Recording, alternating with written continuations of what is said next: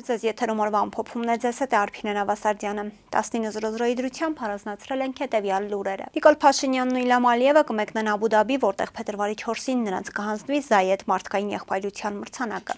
Այս մասին հայտնել է Փաշինյանի մամուլի խոսնակ Նազելի Բաղդասարյանը։ Հայաստանի Հանրապետության վարչապետը փետրվարի 4-ին ներկա կգտնվի Շեյխ Զայեդ հիմնադրամի մարդկային եղբայրության համար մրցանակաբաշխությանը, նշել է նա։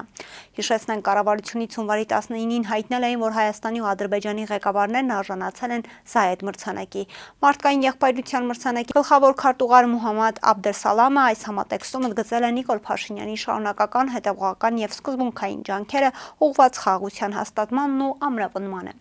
Զայեդը միջազգային մրցանակ է, որը հիմնադրվել է 2019 թվականին Արաբական Միացյալ Էմիրություններում կաթոլիկ եւ իսլամական աշխարհի առաջնորդների նախաձեռնությամբ։ Այն կրում է ՕՄԷ-ի հիմնադիր առաջնորդի Շեյխ Զայեդ բին Սուլթան Ալ Նահյանի անունը։ Դատարանը մերժել է Արցախի վերջին նախագահ Սամվել Շահրամանյանի հայցն ընդդեմ Հայաստանի պատմություն առարկայի 9-րդ դասարանի դասագրքի հեղինակ Նժդե Հովսեփյանի եւ Հայաստանի Հանրապետության կրթության, գիտության, մշակույթի եւ սպորտի նախարարության։ Սամվել Շահրամանյանը պահանջում էր Հայաստանի պատմություն առարկայի 9-րդ դասարանի դասագրքից հանել տեղեկությունն այն մասին, թե ինքը որպես նախագահ ստորագրել է ԼՂ լուծարման մասին հրամանագիրը։ Փաստաբան Ռոման Ելիցյանն Արցախի նախկին նախագահի անունից դատարան դիմել է 2025 թվականի սեպտեմբերին։ Երևանի ընդհանուր իրավասության քաղաքացիական դատարանը նախագահությամբ դատավոր Աշոտ Հովհաննիսյանին մերժել է հայցը։ Հիշեցնենք, որ դասագրքում կա ԼՂ հայաթափումը ենթավերնագիր, որտեղ արտացոլված է տեղեկություն, թե Լեռնային Ղարաբաղի Հանրապետության նախագահը ստորագրել է Լեռնային Ղարաբաղի Հանրապետությունը լուծարելու հրամանագիր։ Ավելի ուշ փաստաբան Ռոման Ելիցյանը մամուլի ասուլիս հրավիրեց, որի ժամանակ էլ տեղեկացրեց, որ դատարանը արձանագրել է Սամվել Շահրամանյանի հայցը, մերժվել է, սակայն դա չի նշանակում, որ Արցախի նախագահը պարտություն է կրել։ Նախ ամենակարևոր փաստը, որ արձանագրել է դատարանը, ուժի գործադրման կամ գործադրման անմիջական սպառնալիքի ազդեցության տակ որևէ փաստաթղթի ստորագրումն ինքնին որևէ իրավական ուժով օժտված լինել չի կարող եւ առ ոչինչ է ստորագրման պահից, ինչը բխում է ինչպես ներպետական, այնպես էլ միջազգային իրավունքի հանրային սկզբունքներից։ Առաջին կարևոր հանգամանքը, որ դատարանն արձանագրել է, որ նշված հրամանագիրը կայացվել է ուժի գործադրման կամ գործադրման անմիջական սպառնալիքի ազդեցության ներքո։ Բացի այդ, դատարանը ընդգծել է, որ պատմության դասագրքում ներկայացված տեղեկություններն ամբողջական չեն եւ պետք է համալրվեն արտացոլելու իրականությանը համապատասխան։ Սա ներառված է ինչպես ներպետական, այնպես էլ միջազգային իրավական ակտերով, ասաց Ելիցյանը։ Փաստաբանի խոսքով որոշ լրատվամիջոցներ կարճ տեղեկություն են տարածել, որ հայցը մերժվել է, ինչը ամբողջությամբ ճիշտ չէ։ Իրականում դատարանը ճանաչել է որոշ փաստաթղթերի անվավերությունը եւ պահանջել դրանց համապատասխանեցում փաստերի հետ, ինչը ապահովում է որոշակի արդարություն այցողի համար։ Ադրբեջանի մեջլիսի падգամավոր Հուդրաթ Հասանղուլիևը չի բացառել, որ հայ-ադրբեջանական խաղաղության պայմանագիրը մինչև հունիս կստորագրվի։ Մինչև Հայաստանում կանալիք հերթական ընտրությունները, այսինքն մինչև հունիս մենք կարող ենք ստորագրել խաղաղության պայմանագիրը, ասել է նա։ Դիմելով խորհրդարանի անդամներին, ադրբեջանցի падգամավորն ընդգծել է, որ դա կարող է տեղի ունենալ այն դեպքում, եթե Հայաստանը պարտավորվի, որ իր նոր սահմանադրության տեքստում Ադրբեջանին ուղղված տարածքային պահանջներ չեն լինի։ Հասանղուլիևը նաև նշել է, թե ըստ ադրբեջանական օրենսդրության հայ-ադրբեջանական հակամարտությունը հայրենական պատերազմ է ճանաչված, ուստի խաղաղության պայմանագիրը ստորագրելու համար ըստ սահմանադրության անհրաժեշտ է Միլի Մեջլիսի համաձայնությունը։ Հայաստանի եւ Ադրբեջանի միջև խաղաղության պայմանագիրը նախաստորագրվել է 2025 թվականի օգոստոսի 8-ին Վաշինգտոնում։ Պայմանագիրը ստորագրելու Բաքվի նախապայմանը Հայաստանի սահմանադրության փոփոխությունն է, որը հղում է կատարում մեր պետության հիմնարար փաստաթղթին, անկախության հռչակագրին, որն էլ հիմնվում է հայկական ԽՍՀ Գերագույն խորհրդի եւ Լեռնային Ղարաբաղի ազգային խորհրդի 1989 թվականի դեկտեմբերի 1-ի հայկական ԽՍՀ եւ Լեռնային Ղարաբաղի վերամիավորման մասին համատեղ որոշման վրա։ Պաշտոնական Երևանն անհիմն է համարում Բաքվի այդ պահանջը։ Գնահատման եւ թեստավորման կենտրոնը 2026 թվականի մարտի 1-ին անգլերենի լրացուցիչ քննություն կկազմակերպի, տեղեկությունը հայտնում է Հայաստանի Հանրապետության կրթության, գիտության, մշակույթի եւ սպորտի նախարարությունը։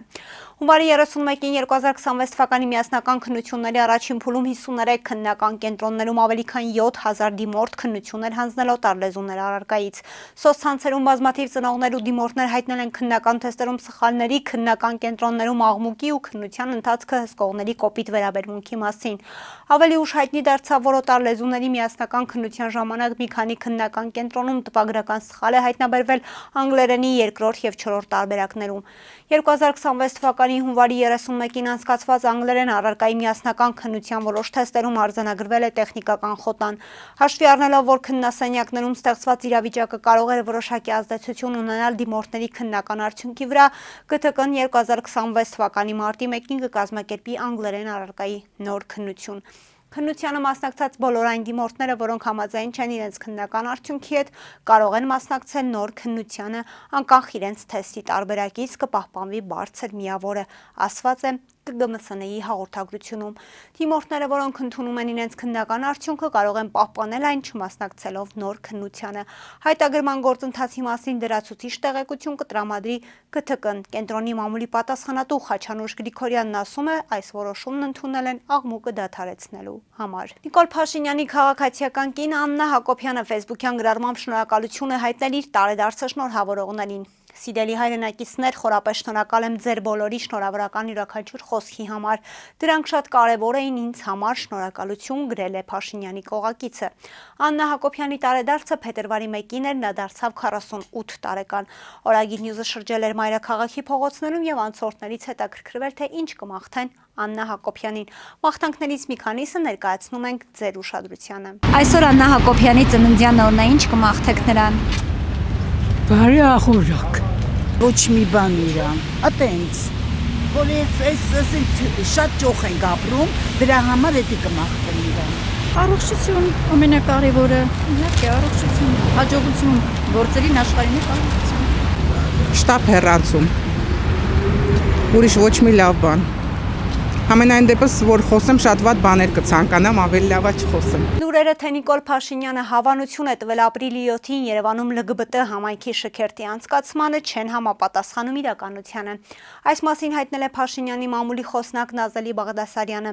Շրջանառվող նյութը կրում է օտարերկրյա տեղեկատվական մանիպուլյացիոն, միջամտության բնորոշ հատկանիշներ եւ հանդիսանում է հիբրիդային ազդեցության արշավների բաղադրիչ։ Հրապարակման հեղինակ Օկայ Դեմպրեյը նախկինում եւս բազմիցս տարածել է Հայաստանի Հանրապետության պետական ինստիտուտների վերաբերյալ ոչ հավաստի եւ մանիպուլյատիվ տեղեկատվություն, ինչը արձանագրվել է ինչպես հայկական, այնպես էլ միջազգային փորձագիտական շրջանակների կողմից։ Սոցցանցում գրել է Բաղդասարյանը։ Ըստ նրա, նման հրապարակումների նպատակը հանրային բևեռացումն է եւ ընտրական գործընթացներին ընդառաջ պետական ինստիտուտների նկատմամբ վստահության թուլացումը։ Նշենք, որ ԼԳԲՏ համայնքի շքերթի մասին լուրը տարածել էին թուրքական եւ ադրբեջանական լրատվամիջոցները, նշելով, որ Նիկոլ Փաշինյանն անձամբ է առաջնորդելու շքերթը։ Փետրվարի 1-ին ավտովթար է տեղի ունեցել Երևանում ժամը 20:30-ի սահմաններում Հերացի փողոցում բախվել են Mazda 6 Մակնիշի, Nissan X-Trail Մակնիշի ու Mercedes Մակնիշի ավտոմեքենաները։